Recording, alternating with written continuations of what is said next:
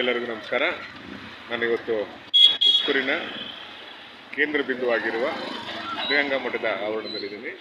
2026ರ ಜಾತ್ರೆ ಆರಂಭಗೊಂಡಿದೆ. ಆ ಸಂದರ್ಭದಲ್ಲಿ ದನಗಳ ಜಾತ್ರೆ ಕೂಡ ಆರಂಭಗೊಂಡಿದೆ. ತುಂಬ ಇತಿಹಾಸ ಪ್ರಸಿದ್ಧ ಐತಿಹಾಸಿಕ ಜಾತ್ರೆ ದನಗಳ ಜಾತ್ರೆ.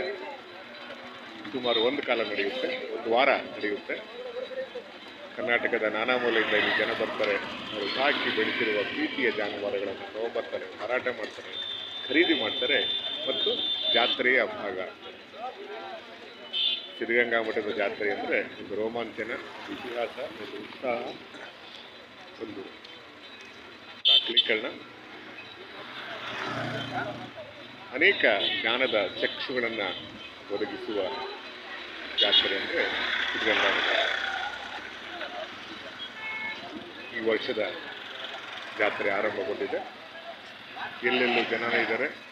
ಈ ವರ್ಷ ಜಾತ್ರೆಯಲ್ಲಿ ಜನಗಳು ಜಾಸ್ತಿ ಬಂದವೆ, ದನಕರುಗಳು ಜಾಸ್ತಿ ಬಂದವೆ, ಹಳ್ಳಿಕಾರ ಜಾಸ್ತಿ ಬರುತ್ತೆ. ಹಳ್ಳಿಕಾರ ಸ್ವರ್ಗ ಕೂಡ ಇದು. ಇತ್ತೀಚೆಗೆ ಹಳ್ಳಿಕಾರ ಬೆಳೆಸುವಂತಹ ಒಂದು ಜಾಗೃತಿ ಕೂಡ ಮೂಡಿದೆ. ಯುವಕರು ಹಳ್ಳಿಕಾರ ದನಗಳನ್ನು ಕಟ್ಟುವುದಕ್ಕೆ ಮುಂದಾಗಿದ್ದಾರೆ.